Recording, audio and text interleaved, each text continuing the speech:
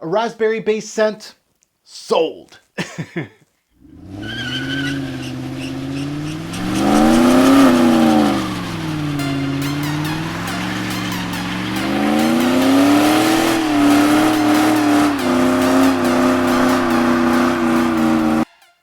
Fragrance family, welcome to Taking a Test Drive. This is where I test drive a scent prior to purchasing a bottle or forgetting about it or getting another sample. So this is off a little sample here from beautiful Lucky Scent. I love these dabbers. They're amazing. Mwah. No, they're trash. I wear them from 1 to 2 wearings. Obviously with these, it's probably more 1 or 2. And let you know my thoughts, good, bad, or the ugly. Now, before we get into meat and potato time, please take the time to subscribe down below. Hit that bell so you can keep tabs on yours truly and be one of the first to check out my new content. I'm also all over social media, Facebook, Twitter, and Instagram. Robes08, you'll find me. Also talking about social media and my Facebook. I do have my own private page that you guys can come check out my stuff. But I also have a Facebook group called Fragrance Guru Nation. I'm up to 17,800 members. And we're waiting for you to join us today. We talk about new releases, fragrance reviewers post their stuff so you can discover a lot of things, especially if you're in this hobby. It's a great tool to check out new things.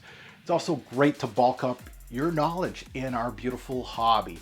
Now moving on to today's video, as the title suggests, I am taking a test drive of Framboise Noire by Shay Blue. So black raspberry.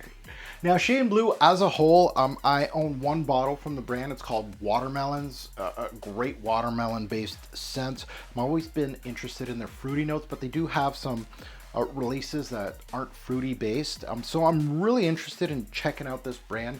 Kind of reminds me of a brand called Comptoir Sud Pacifique. I feel like they're around the same realm as far as quality goes. But you know, watermelons was really good in this one. Of course, a raspberry based one. I wanted to really check this one out. So let's go under the hood. Let's take a look at some stats on this one. Release date was back in 2015. It is Concentrations Eau de Parfum. The nose behind this is Julie Massé. Julie has done Fleur Universelle by Lalique. I have a review on it on my channel. High-end Lalique fragrance, actually one of my favorites from Lalique.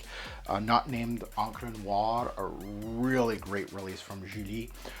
Julie has also done, of course, the other bottle that I own from Shay Blue, which is called Watermelons, which was the reason why I wanted to get this, is because of her resume. I'm trying to delve more into Julie's stuff. So I'm very impressed with, of course, Fleur Universelle and Watermelons. Now, the major notes to my nose in this particular fragrance were raspberry, which is a good sign. Forest berries too. This is what they call them, forest berries, and I'm going to get into more detail of what forest berries actually entails. And lastly, woods. So the note breakdowns are kind of vague in for this release in particular. So I am swimming in it right now. I actually dabbed, and I do have a little bit left on my dabber. So I'm just going to empty this thing out and remind me of this introduction. But I have the dry down here. So see you later, Lucky Scent sample. So this one right here, going into this one, I was excited about the name of Framboise Noire, as the watermelons one, the one that I own, is excellent. This one, as the name states, is a darker raspberry note, and it hits you immediately with that fruity touch. The raspberry note is on point, is actually equal to some of the best in the game, with not much moving parts around it. Now, I say that, but because it does have other berries that surrounds this framboise, this raspberry. The raspberry is not alone in this game, as there's other berries here that almost go into an Enchanted Forest category. And anybody that knows me on my channel, Enchanted Forest is probably the best representation of black currant buds. And blackcurrant as a note, it really just is juicy. It's beautiful. It's a beautiful scent, one of the best in the game. As far as berries go, it's a good one. Now, it goes into that black currant type of berry than anything, and it shows many of the facets that Enchanted Forest had, with the berries, the woods, the leaves, everything, the stem, all of it. It has a mix of purple and red like imagery to me, with dark fruit punch or wine. I feel like there's some sweetness to the fragrance, but also a touch of tartness too. Think raspberry, black currant, think blackberry and some cranberry. It really feels like a melange of those type of notes. Really has some tartness, some sweetness, some very vivid purples and reds in my eyes. Beautiful opening, highly fruity to be honest, but it still has, like I was saying, the black currant, it kind of shows like the woods and the leaves. It has that air of greenness to the fragrance, and it has some woody backdrop too in this introduction. Now I've talked about the berries and the fruitiness, and that is your central theme in this particular scent, but it's not just fun and fruity. It has some strong secondary notes that show themselves a little more into the heart of this scent.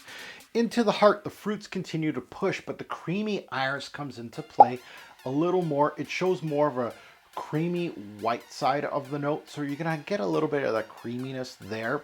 The oud, there's oud here, is the note that people will gravitate to as far as a note breakdown. And to be honest, the oud here is more of a woody take than anything, more of a woody backdrop than anything.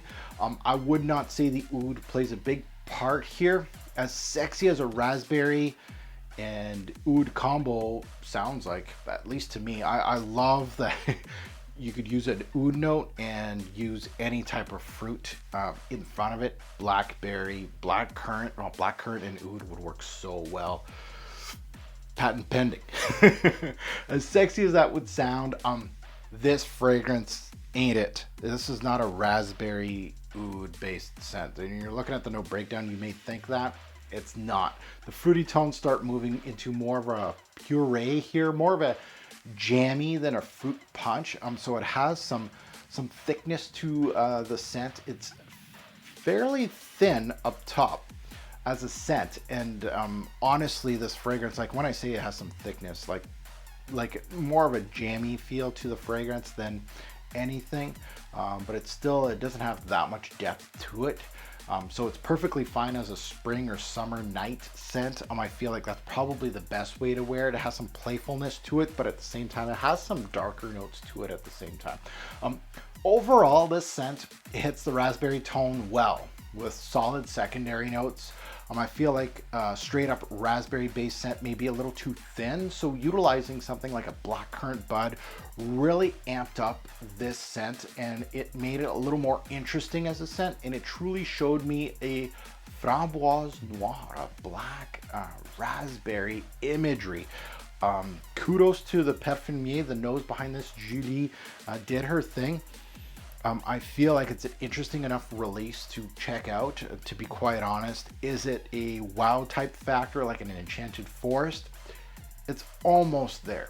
It feels like it's missing a little something, but it's almost there. It really is a nice scent. Now let's get into the revolver, where I talk about seasons, day, night, and of course the performance on this scent. So let's start it off with seasons. I kind of touched upon it already. Spring, fall, summer nights would be great for this one. Day or night, I feel like this is more of a casual use for daily wear, honestly. And I know I've talked a lot about nightwear with this one. Obviously it can go either way, but I really, the sample doesn't really give me much. These Lucky Scent samples, they give you one wearing, sometimes two, depending on the scent, on how strong the scent is. This one kind of gave me like a 1.5-er, to be quite honest. Versatility is fairly average. Fruity scents get a little too playful for me, so I can't really dress them up. Work appropriate, not really. So it's mostly a casual type scent, but I like these fruity type scents for casual use, so I would get some play out of this one. Performance was a little lower, on the lower spectrum. Longevity was 5 to 7 hours. And the projection was fairly average. So performance, a little lower in the scale. Again, these type of scents, playful scents like this, even the Comptoir Sud Pacifiques that I own that have fruity nuances, have a hard time going the full 8 to 10 hours. And not all scents would do that, but 5 to 7 with average projection. So let's end this one with my outro in regards to the scent as an overall. It's an excellent blend by Julie. I felt like the blend was good. I felt like I was entertained from the first minute right down till the end of the fragrance. It is a fruity scent that really did pique my interest. I really do like these fruity scents from Shay Blue. They don't really break the bank as far as cost goes, as far as niche goes. You can get smaller bottles. I think they're around $50 US, give or take. So if you like Enchanted Forest from Vagabond Prince, which I absolutely love, and I believe retail for those are $180. This can be maybe something that would pique your interest. It's, I feel like a lighter version of it. I feel like it's around the same realm. One I'd recommend to definitely sample, but if you're looking at like an Enchanted Forest type and you want to just get a smaller bottle of this for 50 bucks, it won't break the bank. But as far as quality goes, I think the Enchanted Forest is much better than this one. Obviously emphasizing on that particular note, this is a little more about the raspberry than the black currant, but it has a lot of black currant in it too. So if I had to give this one a bottle score out of 10, I would have to give this one 8 bottles out of 10. I think it's a very solid release from the House of Shay Blue, something that I'm more inclined of getting a bottle than not getting a bottle. It is on my radar now that I've sampled it and I gave it such a high score. I do want to delve into a little bit more Shay Blues. I got a couple more fruity ones that I want to check out, and they have some that aren't so fruity, just to see what the brand can give me. So I'm still delving into the brand as we speak. But watermelons, I haven't really talked about it on my channel too much. It's a newer bottle to me, but I will get to giving a proper pop the cherry on that one and actually reviewing it. So now that you've heard my take on Framboise Noire, I'd love to see yours in the comments below. If you have smelt this fragrance, good, bad, and the ugly, you know what to do. I'd love to hear your take on it, and recommendations from the House of Shay Blue. Hit me up, because I'm fairly new to the brand too. As always, a great or poor fragrance will make a lasting impression. Choose your scent wisely. Thanks for watching, YouTube. Have a good one.